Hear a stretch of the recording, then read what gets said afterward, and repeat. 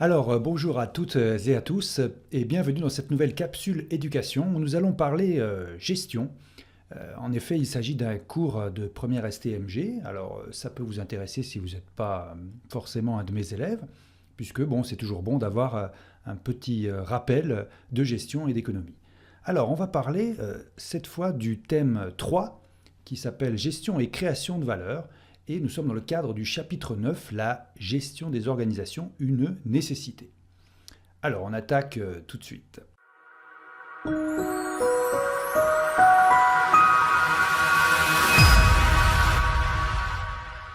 Ce qu'il faut savoir, c'est que dans le cadre de l'étude des organisations, eh bien, il peut y avoir trois cas. Une organisation, ça peut être soit une administration, une association ou une entreprise. Eh bien, ces entités, elles communiquent avec l'extérieur et puis aussi à l'intérieur d'elles-mêmes. Il faut les envisager un petit peu comme une sorte d'organisme, si vous voulez. Et si on fait un petit schéma, tout simplement, tout bête, on peut considérer, par exemple, si on dessine, voilà, on fait un rond pour caractériser une organisation, hein, je vais mettre organisation, voilà, à l'intérieur. Eh bien, c'est comme une cellule, si vous voulez. Il y a des flux, il y a des choses qui rentrent dans une organisation, et puis il y en a d'autres qui en sortent, hein, tout simplement. Et à l'intérieur de l'organisation, il y en a même donc, qui rentrent, si vous voulez, des sous-entités à l'intérieur d'une organisation qui communiquent entre elles. D'accord? Alors là, rien de bien compliqué. Ok, donc on va théoriser un petit peu tout ça. Donc si vous voulez, les flux dans une organisation, ils peuvent être internes, c'est-à-dire qu'ils concernent que l'organisation en elle-même, à l'intérieur. Hein. Ça peut être par exemple les transferts de matières premières d'un entrepôt vers l'atelier de production. Hein. Lorsqu'il s'agit de produire par exemple des automobiles, eh bien, il vous faut un certain nombre de matières premières qui rentrent à l'intérieur de l'entreprise et puis d'autres qui sortent. D'accord? Ensuite, on a des flux externes. Alors, ils concernent l'organisation et un partenaire qui est extérieur. Alors, ils peuvent être entrants, comme on a vu, par exemple lorsqu'on reçoit un chèque, hein, réception d'un chèque, donc voilà, je suis content, je reçois mon chèque, ou sortant, eh bien, envoi d'une commande à un fournisseur, ou alors par exemple le paiement du salaire. D'accord? Donc, c'est pas bien compliqué tout ça, donc les flux qui sont à l'intérieur d'une organisation ou à l'extérieur, ils peuvent être soit internes ou externes. En avance. Alors, les flux, ils sont classés en trois catégories. Ça, on peut bien comprendre. Alors, catégorie physique, d'abord. Ça concerne les mouvements de biens. Hein, on a vu déjà ce que c'est qu'un bien économique. Alors, l'exemple de biens, les marchandises. Ou de services. Exemple, une publicité qui paraît dans un magazine. D'accord? Biens et services. Bien, c'est quelque chose qui est matériel, qu'on peut toucher. D'accord? Et service, c'est quelque chose qui est immatériel, qu'on ne peut pas toucher. Alors les flux peuvent être aussi financiers, des mouvements de fonds, donc de l'argent. Il s'agit des encaissements ou de décaissements. Hein. Alors ça concerne la caisse, par exemple, donc de l'argent physique, du numéraire, ou alors les comptes en banque. Hein, on verra ça un petit peu plus tard. Alors ça peut être aussi des flux d'informations, des échanges de données internes ou externes. Par exemple, le bon de commande, la facture, des choses comme ça, qui ont un support papier. Mais bon, pas forcément aussi. Maintenant, il y a pas mal d'échanges électroniques qui se font à l'intérieur ou à l'extérieur des organisations. Alors voilà un petit tableau récapitulatif qui nous permet, si vous voulez, de symboliser simplement les flux entre les différentes entités dans l'organisation et aussi à l'extérieur de l'organisation. Alors on va zoomer un petit peu et on va expliquer tout ça. Voilà, si on a ici, donc notez bien, ici au centre, on a ce qu'on appelle, donc on a l'organisation. D'accord? Ici, à gauche, on a les clients, les usagers et les membres. À droite, on a les fournisseurs. C'est bien en principe d'avoir, disons, de mettre au même niveau, là, qu'on mette au même niveau les clients et les fournisseurs. Hein, parce que, bon, qui dit client, en principe, dit aussi fournisseur. Sauf si vous, dans votre organisation, vous générez tout de suite le bien ou le service. D'accord? Ici, sur la gauche, on a le personnel, ou alors les ressources humaines, hein, RH. D'accord? Ici, vous avez les apporteurs de capitaux. Alors, les apporteurs de capitaux, qu'est-ce que ça peut être, hein? On va zoomer dessus. Les apporteurs de capitaux, eh bien, ce sont tout simplement les propriétaires de l'entreprise. Hein, c'est-à-dire, si c'est une entreprise, bon, vous avez des actionnaires. Si c'est une association, ce sont des associés. Et puis, si c'est une administration, bon, l'actionnaire, entre guillemets, c'est l'État. D'accord? Ici, vous avez donc l'État et les collectivités, et les banques et établissements financiers. Alors, en bas, on voit ici que sur ce schéma sont symbolisés en noir les flux d'informations, en rouge les flux physiques et en vert les flux financiers. Alors prenons un exemple, hein. On va zoomer ici sur les usagers et les clients. Alors prenons par exemple ici les clients usagers et les membres, d'accord? Entre l'organisation qui est ici, hein, sur la droite, l'organisation.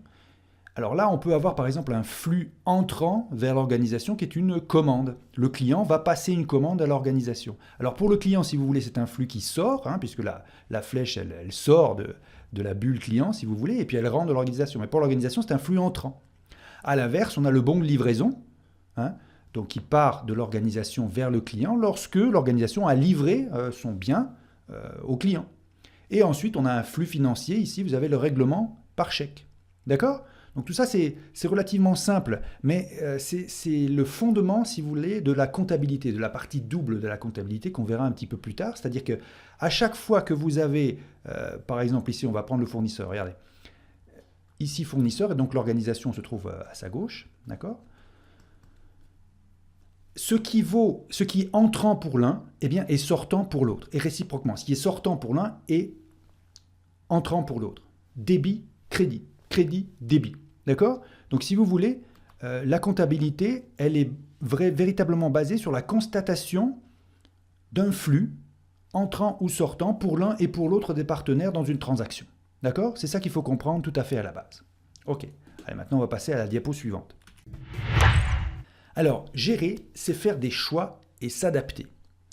Bien oui, quand on gère une organisation, on est tout le temps comme ça assailli par des décisions à prendre, que ce soit l'environnement externe qui change, mais aussi à l'intérieur de l'organisation. On a des gens qui doivent exécuter des instructions, qui doivent respecter un cahier des charges, qui doivent produire, qui doivent vendre. Enfin, il y a toujours, sans arrêt, des décisions à prendre. C'est ça, s'adapter, tout en ayant quand même un objectif clair, l'objectif du profit pour les entreprises commerciales, les objectifs aussi pour les associations ou de leur but non lucratif, et puis pour l'État, les administrations, évidemment, l'intérêt général, et puis leur mission, que ce soit par exemple la police, les pompiers, la collectivité locale, eh bien, elles ont tout de même une mission à remplir auprès de leurs usagers ou de leurs administrés. Alors on va voir un petit peu, on théorise un petit peu tout ça. Alors voilà, une définition que je vous demande de bien retenir. Si ça vous aide, vous pouvez écrire, parce que c'est bien d'écrire aussi pour pouvoir apprendre. La gestion, c'est la mise en œuvre des ressources de l'entreprise en vue d'atteindre les objectifs préalablement fixés dans le cadre d'une politique déterminée. Alors cette définition elle est issue de ce qu'on appelle le plan comptable général. On aura l'occasion d'en parler un petit peu plus tard. Le plan comptable, si vous voulez, c'est un document qui va recenser tous les comptes dans lesquels on va constater ces flux. Vous avez vu flux entrant, flux sortant, d'accord ? Et alors pour qu'on arrive à se mettre tous d'accord en France et ailleurs, et y compris en Europe, eh bien on a édité ce qu'on appelle un plan comptable. On le verra, c'est une sorte de petit document. Il y a des classes, classe 1, classe 2, jusqu'à classe 6 ou 7, ou même 8 et 9, bref. Mais c'est ça qu'il faut bien retenir. Gérer, c'est réagir en ayant tout le temps un objectif en tête. Voilà, alors là, je vais vous donner quelques petits verbes d'action qu'il faut retenir et qui seront utiles si vous voulez, à la fois lorsque vous allez gérer une organisation, mais aussi lorsque vous allez tout simplement écrire, que ce soit pour votre étude de gestion ou pour un mémoire, des choses comme ça. Les verbes d'action sont assez importants à retenir. Et surtout lorsque vous serez en position de donner des instructions, eh bien, que vous aurez des collaborateurs, c'est toujours intéressant de leur donner des verbes d'action pour qu'ils sachent clairement quoi faire. Il n'y a rien de pire de recevoir quelque chose à faire et qu'on ne comprenne pas bien ce qu'il faut faire parce qu'on peut le faire mal, il y a tout un problème de ressenti qui peut se faire. Alors, voilà quelques petits verbes à retenir. Donc, décider. Décider, c'est faire des choix. Agir. Agir, c'est exécuter une décision, alors que ce soit la vôtre ou celle de quelqu'un d'autre, qui a un supérieur qui vous dit « bon, fais ceci », vous le faites. Et ça, vous agissez. Communiquer. Communiquer, ça consiste à transmettre des informations. Ça, c'est quelque chose de vital, hein. Quand vous serez manager en position de décider, eh bien, il faut communiquer. Ça fait partie du job, hein. Je dirais même que ça fait peut-être 50% du job. Communiquer sur ce qui est décidé et sur ce qui est à faire. Coordonner. Alors, coordonner, c'est orchestrer les services dans une entreprise.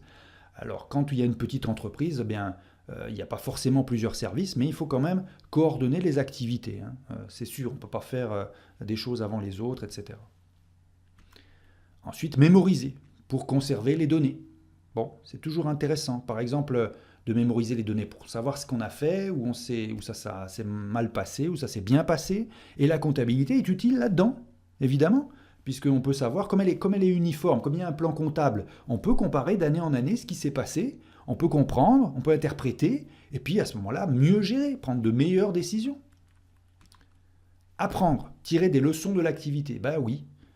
Donc une fois qu'on a les chiffres, une fois qu'on sait ce qui s'est bien passé ou mal passé, eh bien on apprend, on engrange ce qu'on appelle de l'expérience, et à ce moment-là, on peut mieux décider pour la suite.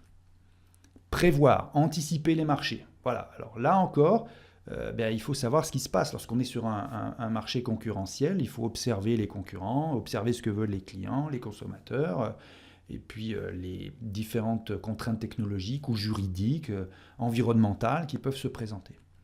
Et ça, c'est prévoir. Il faut savoir toujours quand on gère, il ne faut pas gérer au jour le jour, hein. Il faut anticiper, il faut être proactif véritablement pour savoir où on va. Et ensuite, contrôler. Contrôler, c'est une des fonctions capitales du manager, du gestionnaire. Il faut vérifier que l'ensemble des activités de l'entreprise est en cohérence avec les objectifs. Oui, c'est-à-dire que on bosse, tout le monde travaille, tout le monde avance, mais il faut bien que l'objectif soit clair, hein, parce que si on peut véritablement perdre de l'énergie à faire quelque chose qui n'est pas en conformité avec l'objectif. On s'éloigne de l'objectif. Il faut veiller à ça. Le contrôle, c'est vraiment une notion clé de la gestion. Alors, gérer, c'est s'adapter à son environnement. Alors, son environnement, il peut être de plusieurs sortes, hein. Regardez, ici sur la gauche, on a, voilà, dans cette colonne de gauche, on a les contraintes et les opportunités environnementales. Par exemple, on peut avoir des contraintes économiques, baisser ou augmenter ses prix, des contraintes juridiques. On est obligé, par exemple, d'investir dans la recherche-développement pour faire évoluer l'activité d'une entreprise. Des contraintes sociales.